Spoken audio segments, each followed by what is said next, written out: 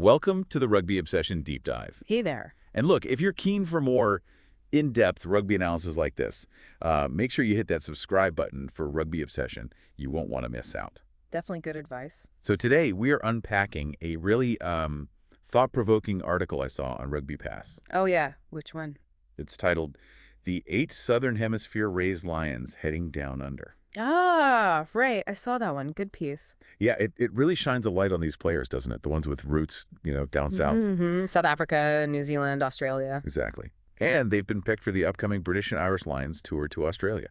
And the interesting bit is how these guys, despite, like you said, being born and learning their rugby elsewhere, they've become really vital parts of the home nations teams, Ireland, Scotland. Totally. So our goal really in this deep dive is to explore what this trend sort of signifies. Yeah. What are the implications, for the Lions and, well, international rugby generally? Yeah, it's a big topic. And that RugbyPass article, it's interesting how it points out this isn't exactly new, is it? No, not at all. It mentions this pattern goes way back. Pat McGeevity and Arthur O'Brien. Yeah, Kiwis. Both from New Zealand, touring with the Lions back in, 1904? Incredible, 1904. So, yeah, it tells you straight away, selecting players born outside Britain and Ireland, it's not some, modern thing. Not at all. It's kind of baked into Lions history in a way. Right, which sort of sets the scene for understanding why the current coach, Andy Farrell, is, well, continuing this approach. He's picked quite a few. He has. And maybe we should dive into the 8 players the article focuses on. They're good examples. Let's do it. Who's first up? Here's Showman. His story really kind of flags the residency rule impact, doesn't it? It really does. Born in South Africa, Nelspruit, played for the Baby Boks, U18s, U20s. Proper Springbok pathway initially. Exactly. Then he moves to Edinburgh in 2018. And 3 years later, boom, qualifies for Scotland through residency. 2021.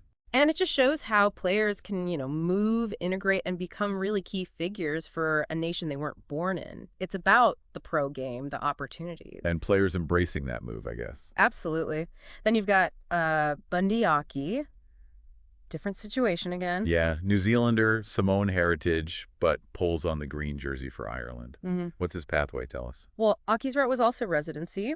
Moved to Connacht back in 2014, did his time, qualified for Ireland. Right.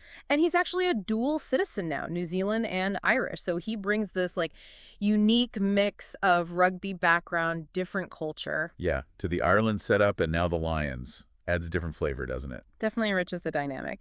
And speaking of adding something, Duhan van der Merwe. Oh, yeah. Huge impact for Scotland.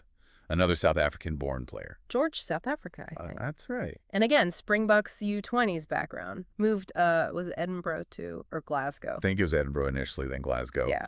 But qualified for Scotland in 2020. And now he's their record try scorer. It's incredible. Yeah, it is. His story, sort of similar to Showman's path, it just highlights how that, foundation in one hemisphere can lead to massive success somewhere else. Makes you think about the different styles they bring. Absolutely. Then Sione Tuipulotu, born in Melbourne, Australia.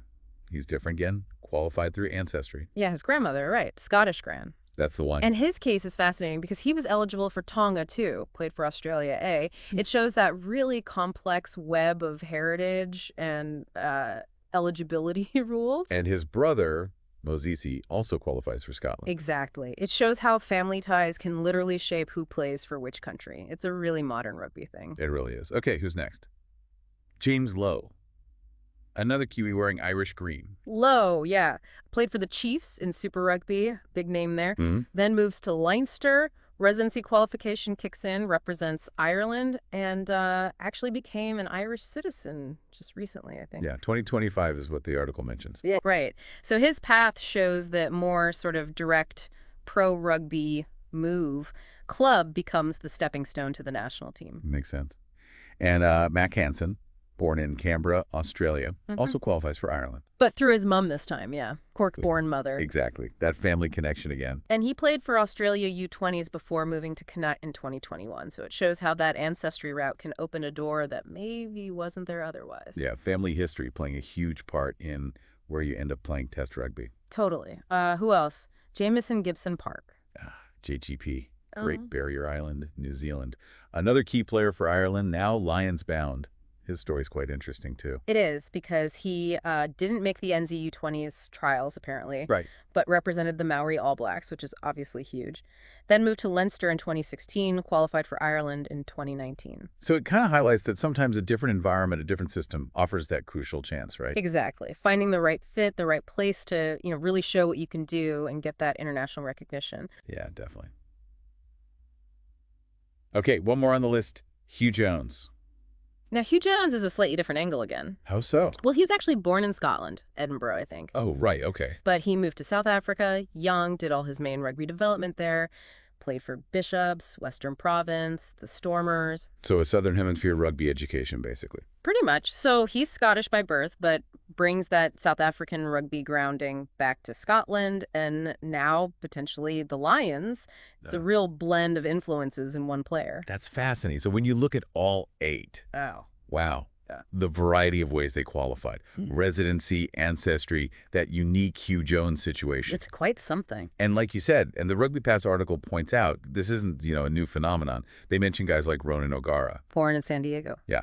And Brendan Mullen and Jamie Heaslip. Both born in Israel. Crazy when you think about it. It really puts it in perspective. The Lions have always, it seems, cast the net fairly wide, drawing talent from different places. It's about getting the best possible group together for that tour, isn't it? Bringing different strengths. Absolutely. Which brings us back to the impact. What do you think these players, these guys with different rugby upbringings, bring to the Lions squad? We'd love to hear what you think, too. Jump into the comments below and share your perspective. Is this trend a good thing? Does it matter where a player is born? Let us know. Yeah, be great to hear some views. And hey, if you're enjoying this deep dive, please do hit subscribe to Rugby Obsession. Helps us keep bringing you this kind of analysis. Please do. So the impact, they bring experiences from totally different rugby cultures, don't they? Different coaching styles, different pressures maybe. Yeah, different ways of seeing the game. Exactly. That can inject new ideas, maybe different tactical approaches into the home nations teams first, and then into that combined Lions environment. It's like leveraging strengths from all over, really. Different rugby schools of thought coming together. Precisely. It makes the whole setup potentially more adaptable, more rounded. Okay, so we've really dug into that RugbyPass article and the stories of these 8 players. It's definitely clear that international teams, and especially the Lions, are increasingly diverse in terms of player origins. Yeah, the game's truly global now, in player movement at least. And these players bring so much valuable experience from those different rugby nations. It's fascinating. What stood out most to you from all this? For me, I think it's just the sheer variety of pathways now. It's not just one route anymore. Yeah, good point. What about you listening? What caught your attention? We're genuinely keen to hear your thoughts, so please do leave a comment below. Let us know what you reckon. Yeah, definitely join the conversation. And one last reminder, don't forget to subscribe to Rugby Obsession for more deep dives and rugby chat. Thanks for tuning in. Yes, thank you for listening to this Rugby Obsession deep dive. We really look forward to you listening to our next episode.